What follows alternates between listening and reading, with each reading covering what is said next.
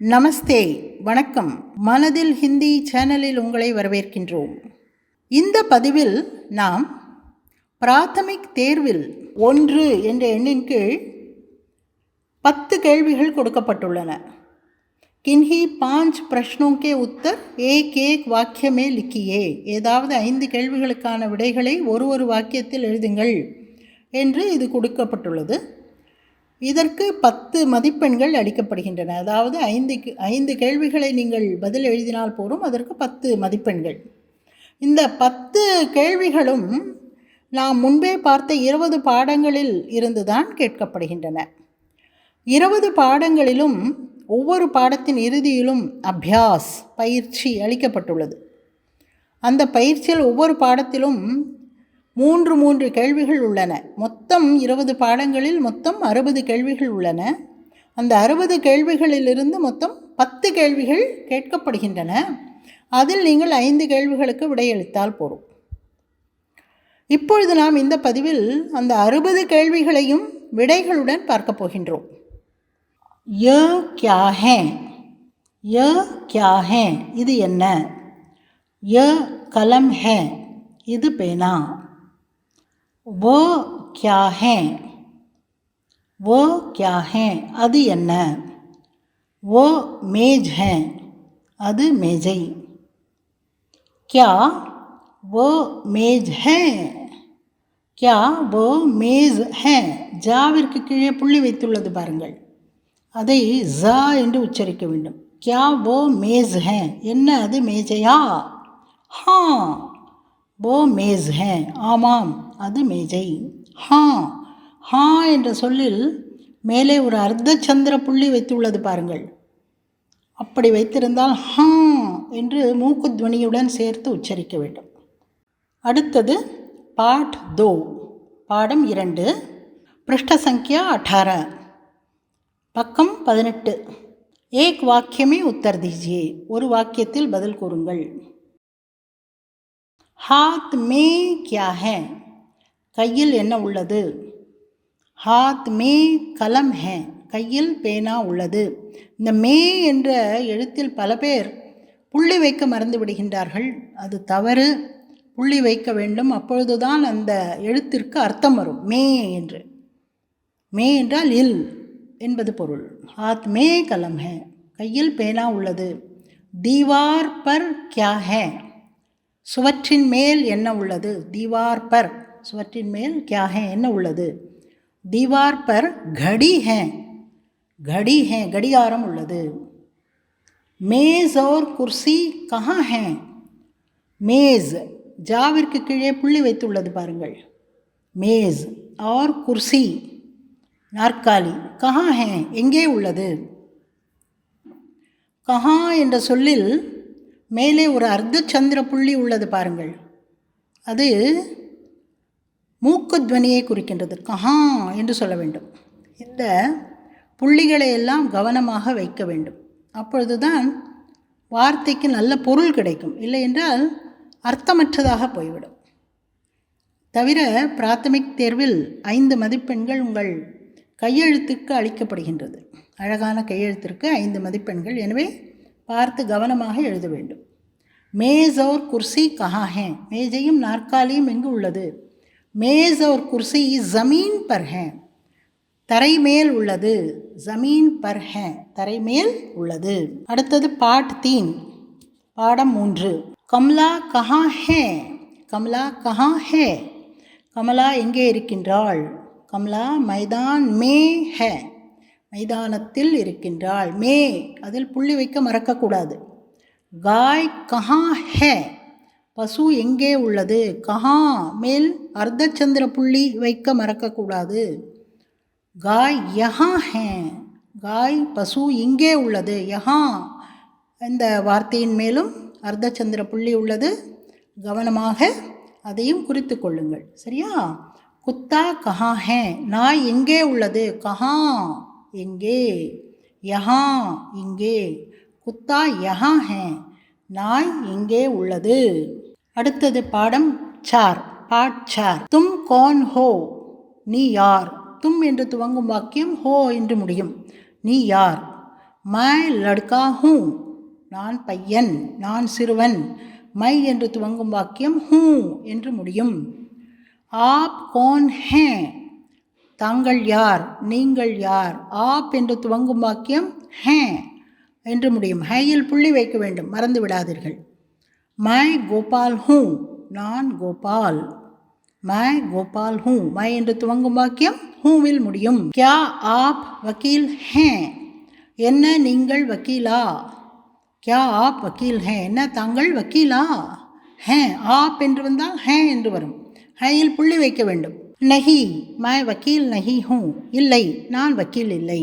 Nahi who, my என்று துவங்கினால் who என்று முடியும். அடுத்தது பாட் 5, பாடம் 5. சுதா தேக்கோ மேஜ் பர் கியா ஹே, சுதா பார், மேஜையின் மேல் என்ன உள்ளது. தேக்கோ பார், மேஜையின் மேல் என்ன உள்ளது. கியா ஹே, மேஜ் பர் அக்பார் ஹே. அக்பார் என்றால் செய்தித்தாள். அக்பார், காவின் கீழ் புள்ளி உள்ளது பாருங்கள். இது ஒரு உருது வார்த்தை, எனவே அக்பார் என்று வந்திருக்கின்றது. அக்பார் என்றால் செய்தித்தாள். சுதா தேக்கோ வஹா கோன் ஹே, சுதா பார், அங்கு. வஹா, அங்கு. வஹா மேல் புள்ளி வைக்க வேண்டும், அர்த்தச்சந்திர புள்ளி. கோன் ஹே, யார் உள்ளார்கள், யார் இருக்கிறார். வஹா ரவி ஹே, அங்கு ரவி இருக்கிறான். ரவி ஹே. மேஸ் பர் கியா ஹே, மேஜையின் மேல் என்ன உள்ளது. மேஸ் பர் அக்பார் ஹே, மேஜையின் மேல் செய்தித்தாள் உள்ளது. அடுத்தது பாட் 6, பாடம் 6. பூபால் கியா காத்தா ஹே, பூபால் கியா காத்தா ஹே, பூபால் என்ன சாப்பிடுகிறான். பூபால் ஆம் காத்தா ஹே, பூபால் மாம்பழம் சாப்பிடுகிறான். ரவி और கரீம் கஹா खेलते हैं, ரவியும் கரீமும் எங்கு விளையாடுகின்றார்கள். ரவி और கரீம் மைதான் में खेलते हैं, ரவி மற்றும் கரீம் மைதானத்தில் விளையாடுகின்றனர். खेलते हैं, ஹையில் புள்ளி வைக்க வேண்டும். உச்சரிக்கும் போது ஹே என்று சொல்ல வேண்டும். ஹை அண்ட் ஹே. ஹே என்பது ஒருமை, ஹே என்பது பன்மை. பிதாஜி கஹா ஜாத்தே ஹே, அப்பா எங்கே செல்கிறார். பிதாஜி மரியாதை, எனவே ஜாத்தே ஹே செல்கிறார். பிதாஜி பெங்களூரு ஜாத்தே ஹே, பிதாஜி பெங்களூரு செல்கின்றார். ஜாத்தே ஹே செல்கின்றார். அடுத்தது பாட் 7, பாடம் 7. லதா தும் யஹா கியா கர்த்தி ஹோ, லதா நீ இங்கு என்ன செய்கின்றாய். கர்த்தி ஹோ பெண்பால் கர்த்தி. தும் என்று துவங்கினால் ஹோவில் முடியும். தும் யஹா கியா கர்த்தி ஹோ, நீ இங்கு என்ன செய்கின்றாய். மை யஹா படுத்தி ஹூ, நான் இங்கு படிக்கின்றேன்.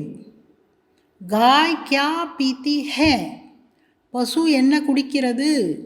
காய் பானி பீத்தி ஹே, பானி தண்ணீர், தண்ணீர் குடிக்கிறது. குத்தா கியா காத்தா ஹே, நாய் என்ன சாப்பிடுகிறது. குத்தா பாத் காத்தா ஹே. பாத் என்று மகாபிரான் பாவை உச்சரிக்க வேண்டும். மகாபிரானுக்கு பதிலாக அல்பபிரான் பா, 3வது பா உச்சரித்து விட்டால் மேட்டர், செய்தி, பேச்சு என்று ஆகிவிடும். பாத், பாத் என்றால் பேச்சு, செய்தி, மேட்டர் என்று பொருள். அதே பாத் என்றால் சாதம் என்று பொருள். எனவே உச்சரிப்பில் கவனம் தேவை. மெல்ல மெல்ல கற்றுக்கொண்டு விடலாம், சரியா. எங்களது முன்பு கொடுத்துள்ள பதிவுகளை கேட்டு பாருங்கள். அதில் உச்சரிப்புகளை நன்றாக விளக்கி இருக்கின்றோம். அதை கேட்டால் உங்களுக்கும் உச்சரிப்புகள் தெளிவுபடும், நீங்களும் சுலபமாக உச்சரிக்கலாம். குத்தா பாத் காத்தா ஹே, நாய் சாதம் சாப்பிடுகிறது. அடுத்தது பாட் 8, பாடம் 8. தினேஷ் கஹா சே கலம் லாத்தா ஹே, தினேஷ் எங்கிருந்து பேனா கொண்டு வருகிறான். கஹா சே, எங்கிருந்து. சே என்பதற்கு பல பொருட்கள் உள்ளன என்பதை பாடத்தில் பார்த்தோம். தினேஷ் பாசார் சே கலம் லாத்தா ஹே, பாசாரிலிருந்து, கடை வீதியிலிருந்து பேனா கொண்டு வருகிறான். லாத்தா என்றால் கொண்டு வருதல். விஜய் கியா காத்தா ஹே, விஜய் கியா காத்தா ஹே, விஜய் என்ன சாப்பிடுகிறான். விஜய் சேப் காத்தா ஹே, சேப், சேப் என்றால் ஆப்பிள், ஆப்பிள் சாப்பிடுகிறான். காத்தா ஹே சாப்பிடுகிறான். वनजा तुम कहाँ पढ़ती हो, वनजा तुम कहाँ पढ़ती हो, ढ மகாப்ரான் ढ படுத்தி ஹோ எங்கு படிக்கிறாய், தும் வந்தால் ஹோ வரும். மீண்டும் மீண்டும் ஞாபகப்படுத்திக் கொள்ளுங்கள். கஹா படுத்தி ஹோ எங்கு படிக்கிறாய், मैं गांधी स्कूल में पढ़ती हूँ, मैं गांधी स्कूल में पढ़ती हूँ, காந்தி பள்ளிக்கூடத்தில் படிக்கிறேன். மே என்றால் அதில், அது ஒரு வேற்றுமை உருபு. சே ஒரு வேற்றுமை உருபு, மே என்பது ஒரு வேற்றுமை உருபு. மே என்பதற்கு அதில் இதில் என்பது பொருள். காந்தி ஸ்கூல் மே படுத்தி ஹூ, காந்தி பள்ளிக்கூடத்தில் படிக்கிறேன். மாய் வந்தால் ஹூ வரும். சரியா? அடுத்தது பாட் 9, பாடம் 9. ஷேகர் கா கர் கஹா ஹே, ஷேகருடைய வீடு எங்கே உள்ளது. கா கர் உடைய வீடு, கா கே கி இந்த மூன்றும் உடைய என்ற பொருளை கொடுக்கும் என்பதை இதற்குரிய பாடத்தில் பார்த்தோம். பாட் 9 அந்த பதிவில் மீண்டும் கேட்டு பாருங்கள். இந்த கா கே கி என்பது தெளிவாக விளக்கப்பட்டுள்ளது. இந்த மூன்றும் உடைமையை குறிக்கும் சொற்கள் இவை. அவற்றை கவனித்து கேட்டுக்கொள்ளுங்கள். சரியா? ஷேகர் கா கர் கஹா ஹே, ஷேகருடைய வீடு எங்கே உள்ளது. கர் என்பது ஆண்பால் சொல், எனவே கா என்று வந்திருக்கின்றது. ஷேகர் கா கர் கஹா ஹே, ஷேகருடைய வீடு எங்கே உள்ளது. ஷேகர் கா கர் ஷெஹர் மே ஹே, ஷேகருடைய வீடு நகரத்தில் உள்ளது. ஷெஹர் மே ஹே, ஷெஹர் என்றால் நகரம், ஷெஹர் மே ஹே நகரத்தில் உள்ளது. ஷேகர் கா ஸ்கூல் கஹா ஹே, ஷேகருடைய பள்ளிக்கூடம் எங்கே உள்ளது. ஸ்கூல் என்பதும் ஆண்பால் சொல், எனவே கா என்று வந்திருக்கின்றது. அதாவது பின்னால் வரும் சொல் ஆண்பாலாக இருந்தால் கா என்று வரும். ஷேகர் கா ஸ்கூல் கஹா ஹே, ஷேகருடைய பள்ளிக்கூடம் எங்கு உள்ளது. ஷேகருடைய பள்ளிக்கூடம் ஷேகர் கா ஸ்கூல் இந்திரா நகர் மே ஹே, இந்திரா நகரத்தில் உள்ளது. பாக் மே கौन है, பாக் மே कौन है தோட்டம். பாக் என்றால் தோட்டம். இது அல்பப்ரான் பா, மூன்றாவது பா போட்டு பாக் என்றால் தோட்டம். இதற்கு பதிலாக நீங்கள் 4வது பா மகாப்ரான் பா போட்டுவிட்டால் பாக் என்றால் பகுதி என்ற ஒரு பொருள் உள்ளது, ஓடுதல் என்ற ஒரு பொருளும் உள்ளது. பாக் கயா ஓடிவிட்டான். எனவே உச்சரிக்கும் போதும் சரி எழுதும் போதும் சரி சரியான எழுத்துக்களை பயன்படுத்த வேண்டும். எழுத்து மாறும்பொழுது அர்த்தமும் மாறிவிடும். பாக் மே ஸ்கூல் கே லட்கே ஹே, தோட்டத்தில் பள்ளியின் சிறுவர்கள் உள்ளனர். ஹே உள்ளனர். அடுத்தது பாட் 10, பாடம் 10. தும்ஹாரா நாம் கியா ஹே, உனது பெயர் என்ன. தும் ப்ளஸ் கா துமாரா, நாம் பெயர். நாம் என்பது ஆண்பால் சொல். மேரா நாம் தினேஷ் ஹே, எனது பெயர் தினேஷ். சில பேர் கேட்பதுண்டு, பெண்களாக இருந்தால் கேட்பார்கள், எனது பெயர் மேரி ஆயிற்றே, மேரி என்பது பெண் பெயர் ஆயிற்றே, அப்பொழுது மேரி நாம் என்று சொல்லலாமா என்று கேட்பார்கள். இல்லை, ஆணாக இருந்தாலும் சரி பெண்ணாக இருந்தாலும் சரி மேரா நாம் என்று தான் சொல்ல வேண்டும். மேரா நாம், ஏனென்றால் நாம் என்பது ஒரு ஆண்பால் சொல். மேரா நாம் தினேஷ் ஹே, எனது பெயர் தினேஷ். மேரா நாம் ரமா ஹே, மேரா நாம் மேரி ஹே, மேரா நாம் பூபால் ஹே என்று நாம் என்றாலே மேரா என்று தான் சொல்ல வேண்டும். சரியா? துமாரா நாம் கியா ஹே, உன் பெயர் என்ன. மேரா நாம் தினேஷ் ஹே, எனது பெயர் தினேஷ். காடி கஹா சே ஆத்தி ஹே, வண்டி எங்கிருந்து வருகிறது. கஹா சே எங்கிருந்து, ஆத்தி ஹே வருகிறது. காடி என்பது பெண்பால் சொல், எனவே ஆத்தி ஹே என்று வந்துள்ளது. சரியா? காடி பாசார் சே ஆத்தி ஹே, வண்டி கடைவீதியிலிருந்து வருகின்றது. பாசார் சே கடைவீதியிலிருந்து, ஆத்தி ஹே வருகின்றது. மைதான் கஹா ஹே, மைதான் கஹா ஹே, மைதானம் எங்கே உள்ளது. கஹா அர்த்தச்சந்திரி புள்ளி போட மறந்து விடாதீர்கள். மைதான் ஸ்கூல் கே பாஸ் ஹே, மைதான் ஸ்கூலுக்கு பக்கத்தில் உள்ளது. கே பாஸ் அருகில். அடுத்தது பாட் 11, பாடம் 11. மந்திர் கே பீச்சே கியா ஹே, கோவிலுக்கு பின்னால் என்ன உள்ளது.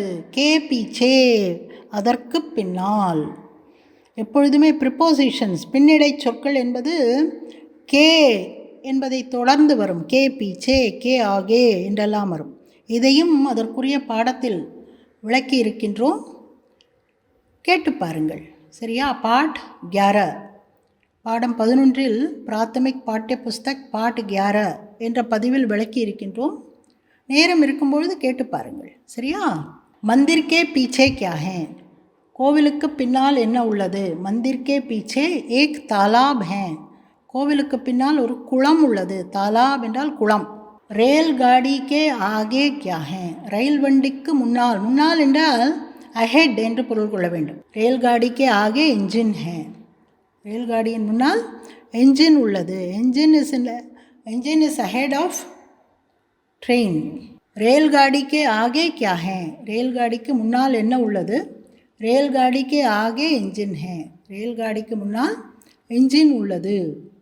क्या आप शक्कर के बिना காஃபி பீத்தே ஹே, என்ன நீங்கள் சர்க்கரை இல்லாமல் காபி குடிக்கிறீர்களா? கே பினா வித்தவுட், அது இல்லாமல்.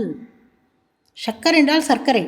हाँ नहीं मैं शक्कर के बिना காஃபி நஹி பீத்தா, இல்லை நான் சர்க்கரை இல்லாமல் காபி குடிப்பதில்லை. ஷக்கர் கே பினா, சர்க்கரை இல்லாமல். காஃபி நஹி பீத்தா, காபி குடிப்பதில்லை.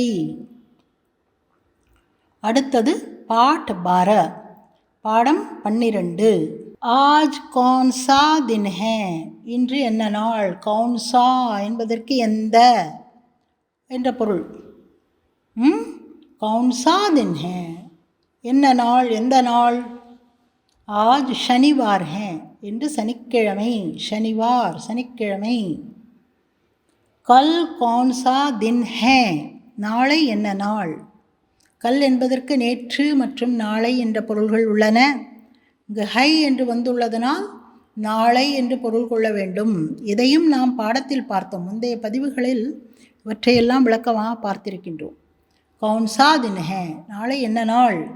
கல் இத்துவார் ஹே, நாளை ஞாயிற்றுக்கிழமை. இத்துவார் என்றால் ஞாயிற்றுக்கிழமை. ஷாம் கோ தும் கியா கரோகே, கரோகே சாயங்காலம் நீ என்ன செய்வாய்? எதிர்காலத்தில் தும் என்று துவங்கும் வாக்கியங்கள் ஓகே என்று முடியும். இதை மனப்பாடமாக ஞாபகம் வைத்து கொள்ள வேண்டும். தும் என்று துவங்கும் வாக்கியங்கள் எதிர்காலத்தில் ஓகே என்று முடியும். ஆண்பால். பெண்பாலாக இருந்தால் ஓகி என்று முடியும். எதிர்கால வாக்கியங்கள் தும் என்று துவங்கும் பொழுது ஆண்பாலாக இருந்தால் ஓகே என்றும், பெண்பாலாக இருந்தால் ஓகி என்றும் முடியும். இதை ஞாபகம் வைத்துக் கொள்ள வேண்டும். ஷாம் கோ மை மந்திர் ஜாவுங்கா, சாயங்காலம் நான் கோவில் செல்வேன். மந்திர் ஜாவுங்கா, கோவில் செல்வேன். பெண்பாலாக இருந்தால் மந்திர் ஜாவூங்கி என்று வரும். ஜாவூங்கி. அடுத்தது பாட் 13 பாடம் 13. கல் அசோக் கஹா ஜாயேகா, நாளை அசோக் எங்கு செல்வான்? ஜாயேகா செல்வான். வஹு யஹு என்று துவங்கும் வாக்கியங்கள் எதிர்காலத்தில் ஏகா அல்லது ஏகி என்று முடியும். பெண்பாலாக இருந்தால் ஏகி என்றும், ஆண்பாலாக இருந்தால் ஏகா என்றும் முடியும். அதாவது தேர்ட் பர்சனை குறிக்கும் போது, மூன்றாவது நபர், படற்கை என்று தமிழில் கூறுவோம். அப்படி வரும் வாக்கியங்களில் எதிர்காலத்தில் ஏகா ஏகி என்று முடியும். அசோக் கஹா ஜாயேகா, அசோக் எங்கு செல்வான்? புரிந்ததா? இதே அசோக்கை மரியாதையாக சொல்ல வேண்டும் என்றால் அசோக் கஹா ஜாயேங்கே என்று சொல்ல வேண்டும். கல் அசோக் கஹா ஜாயேங்கே என்றால் அசோக் எங்கு செல்வார் என்று பொருள். அசோக் கஹா ஜாயேகா என்றால் அசோக் எங்கு செல்வான் என்பது பொருள். சரியா? இதையெல்லாமல் நீங்கள் கவனித்து வைத்து கொள்ள வேண்டும். கல் அசோக் சென்னை ஜாயேகா, நாளைக்கு அசோக் சென்னை செல்வான். இதை மரியாதையாக சொன்னால் எப்படி சொல்வீர்கள்? கல் அசோக் சென்னை ஜாயேங்கே, செல்வார் என்று சொல்ல வேண்டும். சரியா? காடி கித்தனை பஜே छूटती हैं, காடி கித்தனை பஜே छूटती हैं. छूटती என்றால் விட்டு கிளம்புதல். காடி வண்டி எத்தனை மணிக்கு கிளம்புகிறது? छूटती காடி பெண்பால் சொல், எனவே छूटती என்று வந்துள்ளது. கித்தனை பஜே எத்தனை மணிக்கு? காடி 3:30 6 பஜே छूटती है. வண்டி 6:30 மணிக்கு கிளம்புகின்றது. 6:30 என்றால் 6:30. அசோக் கப் சென்னை சே வாபஸ் ஆயேகா. அசோக் எப்பொழுது சென்னையிலிருந்து திரும்பி வருவான்? வாபஸ் ஆயேகா, திரும்பி வருவான். இதற்கு பதிலாக ஒரு பெண்ணை பற்றி கேட்கிறோம் என்று வைத்துக்கொள்ளுங்கள். அசோக் என்பதற்கு பதிலாக நிர்மலா என்று இருப்பதாக வைத்துக்கொள்வோம். நிர்மலா எப்பொழுது திரும்பி வருவாள் என்றால் நிர்மலா கப் வாபஸ் ஆயேகி என்று வர வேண்டும். ஆண்பாலாக இருந்தால் ஆயேகா, எதிர்காலத்தில் ஆண்பால் ஆயேகா, படர்க்கையாக இருக்கும்போது. அசோக் கப் வாபஸ் ஆயேகா, அசோக் எப்பொழுது திரும்பி வருவான். நிர்மலா கப் வாபஸ் ஆயேகி, நிர்மலா எப்பொழுது திரும்பி வருவாள். இதே மரியாதையாக சொன்னால் எப்படி வரும்? அசோக் எப்பொழுது திரும்பி வருவார் என்றால் எப்படி வரும்? அசோக் கப் வாபஸ் ஆயேங்கே. பெண்பால் மரியாதையாக இருந்தால் ஆயேங்கி. அசோக் கப் வாபஸ் ஆயேங்கே, அசோக் எப்பொழுது திரும்பி வருவார். நிர்மலா கப் வாபஸ் ஆயேங்கி, நிர்மலா எப்பொழுது திரும்பி வருவார்கள். சரியா, புரிந்ததா? अशोक बुधवार सवेरे चेन्नई से वापस आएगा. அசோக் புதுவார் சபேரே சென்னை சே வாபஸ் ஆயேகா. அசோக் புதன்கிழமையன்று சென்னையிலிருந்து திரும்பி வருவான். ஆயேகா, வருவான். புரிந்ததா? அடுத்தது பாட் 14, பாடம் 14. ஏ காடி கஹா ஜாயேகி, எங்கு செல்லும்? இங்கேயும் எதிர்காலம் பார்க்கின்றோம். ஜாயேகி, காடி என்பது பெண்பால் சொல், எனவே கஹா ஜாயேகி என்று வந்துள்ளது. எங்கு செல்லும், வண்டி எங்கு செல்லும். ஏ காடி மதுரை ஜாயேகி, இந்த வண்டி மதுரைக்கு செல்லும். மதுரை ஜாயேகி, மதுரை செல்லும். ஏ காடி கப் छूटेगी, இந்த வண்டி எப்பொழுது கிளம்பும். छूटेगी, விட்டு கிளம்பும். இங்கு விட்டு கிளம்பும் என்று சொல்வோம் அல்லவா, அதைத்தான் छूटेगी என்போம். ஏ காடி கப் छूटेगी, இந்த வண்டி எப்பொழுது கிளம்பும். ஏ காடி ராத் கோ 8 பஜே छूटेगी, இந்த வண்டி இரவு 8 மணிக்கு கிளம்பும். छूटेगी பெண்பால். எதிர்காலத்தில் பெண்பால் சொற்கள் படர்க்கையாக இருக்கும்பொழுது ஏகி என்று முடியும். ஏ காடி ராத் கோ 8 பஜே छूटेगी, 8 மணிக்கு கிளம்பும். இந்த எதிர்காலம் பற்றியும் விளக்கமாக ஒன்றைய பதிவுகளில் கூறி இருக்கின்றோம். தயவு செய்து கேட்டு பாருங்கள். அவற்றையெல்லாம் நன்றாக கேட்டீர்கள் என்றால் இந்த காலம் பற்றிய பல சந்தேகங்கள் உங்களுக்கு தெளிவாகிவிடும். அடுத்த கேள்வி, கொடைக்கானல் மே ஹம் கியா தேखेंगे, கொடைக்கானலில் நாம் என்ன பார்ப்போம். கியா தேखेंगे, என்ன பார்ப்போம். ஹம் என்று துவங்கும் வாக்கியங்கள் ஏங்கே என்று எதிர்காலத்தில் முடியும். ஏங்கே என்பது ஆண்பால். கொடைக்கானல் மே, கொடைக்கானலில், ஹம் நாம், கியா தேखेंगे என்ன பார்ப்போம். தேखेंगे, ஹம் ஷால் எண்ட் வித் ஏங்கே, ஆண்பால். பெண்பாலாக இருந்தால் ஏங்கி, ஹம் கியா தேखेंगी என்று வரும். புரிந்ததா? கொடைக்கானல் மே ஹம் வேத்ஷாலா தேखेंगे, வேத்ஷாலா வானிலை ஆராய்ச்சி நிலையம். வேத மகாப்ரான் தா வந்துள்ளது பாருங்கள், 4வது தா, 4வது தா வந்துள்ளதனால் அது வானிலை ஆராய்ச்சி நிலையம் என்றாயிற்று. அதற்கு பதிலாக 3வது தா போட்டுவிட்டால் வேத என்றால் வேதம் என்று பொருளாகிவிடும். சரியா? வேத, இங்கே வேதஷாலா தேखेंगे, வானிலை ஆராய்ச்சி நிலையம் பார்ப்போம். தேखेंगे, ஹம் ஷால் எண்ட் வித் ஏங்கே. பெண்பாலாக இருந்தால் ஏங்கி, தேखेंगी என்று வரும்.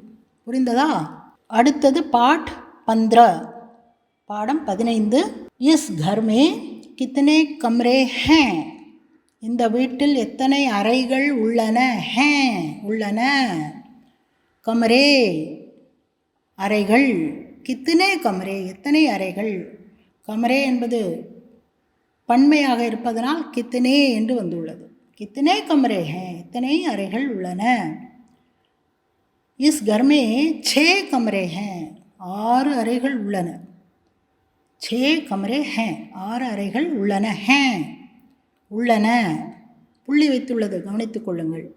आपके घर के पीछे क्या है உங்களது வீட்டின் பின்னால் என்ன உள்ளது घर के पीछे வீட்டிற்கு பின்னால் क्या है என்ன உள்ளது हमारे घर के पीछे एक सुंदर बगीचा है எங்களது வீட்டின் பின்னால் ஒரு அழகான தோட்டம் உள்ளது பகீச்சா தோட்டம் பாக் என்று முன்பு பார்த்தோம் இங்கு பகீச்சா பகீச்சா என்பது சிறிய அளவாக இருப்பது பாக் என்பது பெரிய அளவாக இருப்பது லால் பாக் என்றெல்லாம் பெங்களூரில் உள்ளது கேள்விப்பட்டிருக்கின்றீர்களா தோட்டம் பகீச்சா என்றாலும் சிறிய அளவிலான ஒரு தோட்டம் घर के पीछे एक सुंदर बगीचा है ஒரு அழகான தோட்டம் உள்ளது மோகன் तुमको कौन हिंदी सिखाते हैं மோகன் உனக்கு யார் ஹிந்தி கற்றுத்தருகிறார் சிக்காத்தே சிக்காத்தே என்றால் கற்றுத்தருகிறார் மரியாதை சிக்காத்தே கற்றுத்தருகிறார்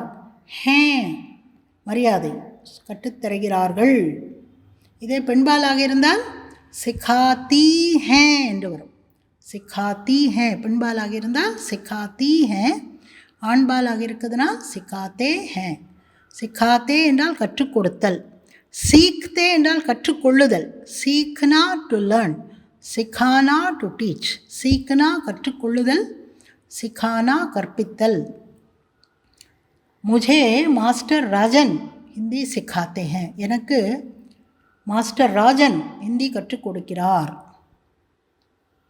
சிக்காத்தே ஹே கற்றுக் கொடுக்கிறார் இது மாஸ்டர் ராஜனுக்கு பதிலாக மேடம் லலிதா என்று இருக்கிறது வைத்துக்கொள்வோம் மேடம் லலிதா ஹிந்தி சிக்காத்தி ஹே என்று வரும் பெண்பாலாக இருந்தால் சிக்காத்தி ஹே என்று வரும் இதையெல்லாம் சிறிய சிறிய விஷயங்கள் நன்றாக புரிந்து கொள்ளுங்கள் அடுத்தது पाठ 16 पाठम 16 राम रोज़ सवेरे कितने बजे उठता है राम रोज़ सवेरे कितने बजे उठता है ராமன் தினமும் காலையில் எத்தனை மணிக்கு எழுந்திருக்கின்றான் உठता है எழுந்திருக்கின்றான் பெண்பாலாக இருந்தால் उठती है என்று வரும் ராம் ரோஸ் சவேரே 6 बजे उठता है राम தினமும் காலையில் 6 மணிக்கு எழுந்திருக்கின்றான் 6 बजे उठता है 6 மணிக்கு எழுந்திருக்கின்றான் राम कितने बजे घर वापस आता है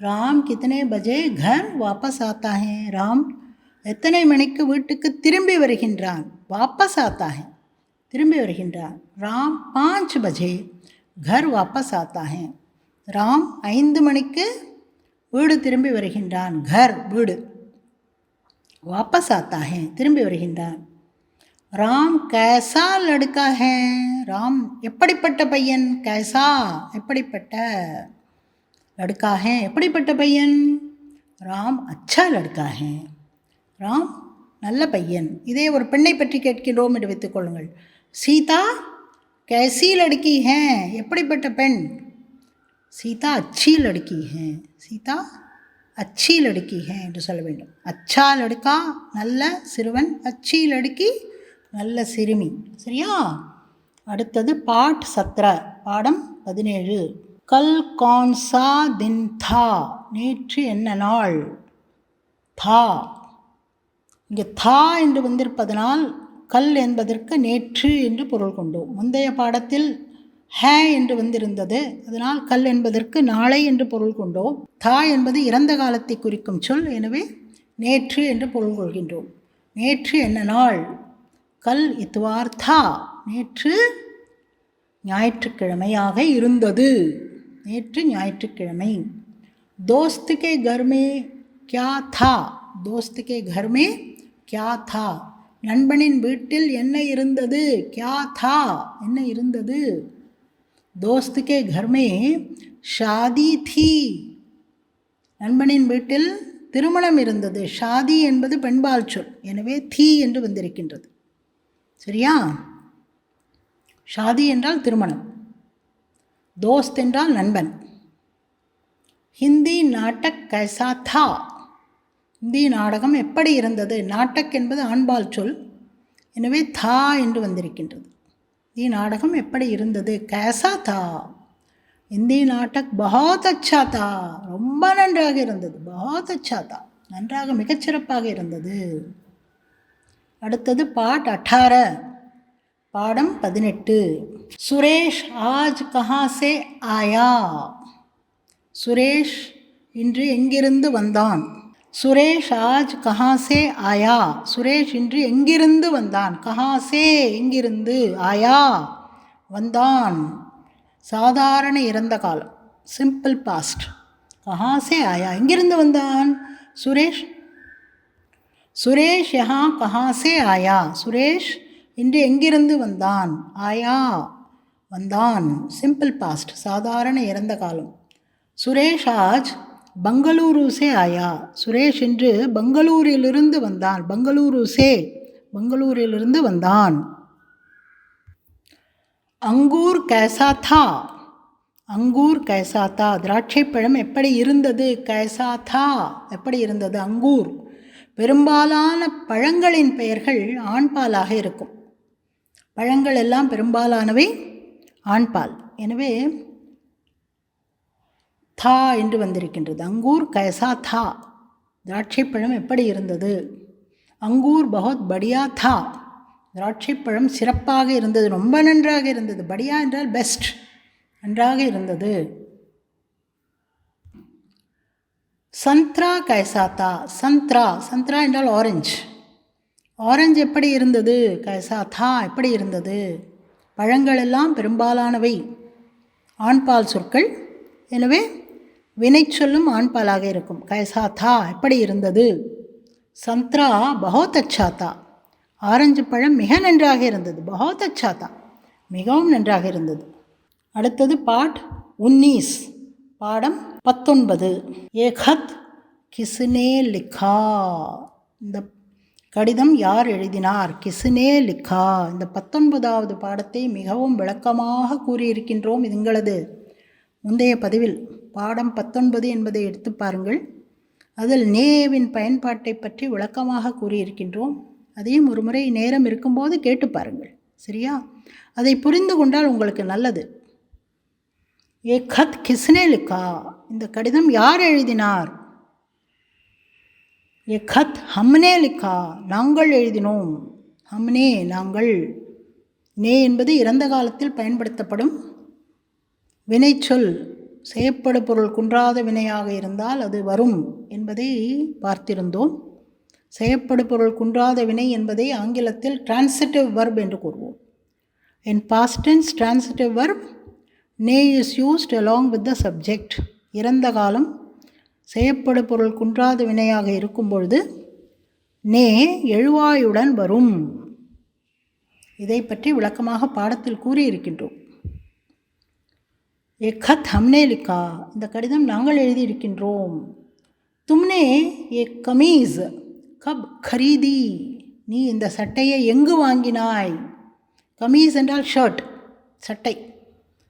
எங்கு, எப்பொழுது வாங்கினாய். தும்னே ஏ கமீஸ் கப் கரீதி, எப்பொழுது வாங்கினாய். கமீஸ் என்பது பெண்பால் சொல். எனவே கரீதி என்று வந்திருக்கின்றது. நே பயன்படுத்தப்படும் பொழுது வினைச்சொல் செய்யப்படு பொருளுக்கு ஏற்ப மாறும். when நே is used the verb changes according to the object. இங்கே ஆப்ஜெக்ட் வந்து கமீஸ், அது பெண்பால் சொல். எனவே கரீதி என்று வந்திருக்கின்றது. இதை பற்றியும் விளக்கமாக பாடத்தில் கூறியிருக்கின்றோம். மைனே ஏ கமீஸ் கல் கரீதி. மைனே ஏ கமீஸ் கல் கரீதி, நான் இந்த சட்டையை நேற்று வாங்கினேன். கரீதி, வாங்கினேன். தும்னே மேரே கப்படே கஹா ரக்கே, நீ எனது துணிகளை எங்கே வைத்தாய். கப்படே என்பது பன்மை ஆண்பால் சொல். எனவே ரக்கே என்று வந்திருக்கின்றது. நே பயன்படுத்தப்படும் பொழுது வினைச்சொல் செய்யப்படு பொருளுக்கு ஏற்ப மாறும். செய்யப்படு பொருள் என்றால் ஆப்ஜெக்ட், வினைச்சொல் என்றால் வர்ப். தும்னே மேரே கப்படே கஹா ரக்கே, நீ எனது துணிகளை எங்கு வைத்தாய். மைனே ஆப்கே கமரே, மைனே ஆப்கே கப்படே அலமாரி மே ரக்கே, நான் உங்களது துணிகளை அலமாரியில் வைத்தேன். அலமாரி மே ரக்கே.